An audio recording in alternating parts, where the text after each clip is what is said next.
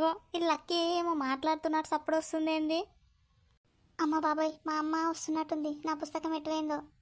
ఏం చేస్తున్నావే లక్కీ? ఏదో మాట్లాడుతున్నట్టు సప్పుడు వినిపించింది ఏంది ఇప్పటిదాకా? ఏం లేదమ్మా, నేను చదువుకుంటున్నానే. మరి నాకేమో దిష్టి రా ఏందో అన్నట్టు వినిపించింది ఏందో లక్కీ. గవి కూడా ఉంటాయా? ఏ దిష్టి గురించి కూడా ఉంటాయా మీ పుస్తకాలల్లా? అయ్యో అమ్మ, అది దిష్టి కాదే, కెమిస్ట్రీ అంటారు. అది కెమిస్ట్రీ చదువుతున్నా నేను. అది నీకు అట్లా వినిపించిందేమోనే. సరే తీయ లక్కీ, ఏం దిష్టో ఏం కెమిస్ట్రో నేను చదువుకోకపోతే నాకేం తెలియదే. నువ్వు మంచిగా చదువుకోయే, మంచిగా చదువుకొని నాకు పేరు నిలబెట్టాలనే నువ్వు. అగో కాదే లక్కీ, ఫోన్ ఏమో లైట్ వస్తుంది ఏందే? ఆ ఫోన్ అయితే ఆ గూట్లో పెడతా. ఊకే ఏమో మెసేజో ఏమో వస్తుంది అంటావు కానీ నువ్వు.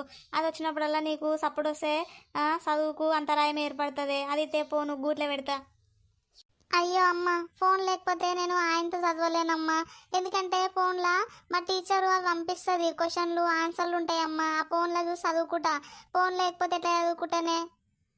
అయ్యో అవునా ఏ లక్కీ, అయితే సరే తీ, ఫోను ఉండని తీయే. నాకేం తెలిసే మరి గట్లని. నువ్వు ఫోన్లో చూసి మంచిగా చదువుకోయే బిడ్డ, మంచిగా చదువుకొని నా పేరు నిలబెట్టే బిడ్డ నువ్వు.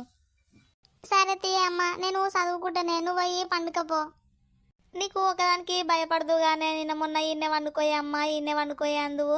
నేను ఆ బయట రూమ్లో వండుకుంటే మళ్ళీ నువ్వు భయపడవా లక్కీ? నేను ఇక్కడ బొంతేసుకొని వండుకుంటే తీ బిడ్డ, నువ్వు మంచం మీద చదువుకో. అబ్బా అమ్మ, నాకేం భయం కాదే. నువ్వు వండుకుంటే నేను గట్టిగా చదువుతా కదా, నీకు మళ్ళీ నిద్ర పట్టి పాడు కాదే. నువ్వు లోపల ఇంట్లో వండుకపో, నేను చదువుకుంటా.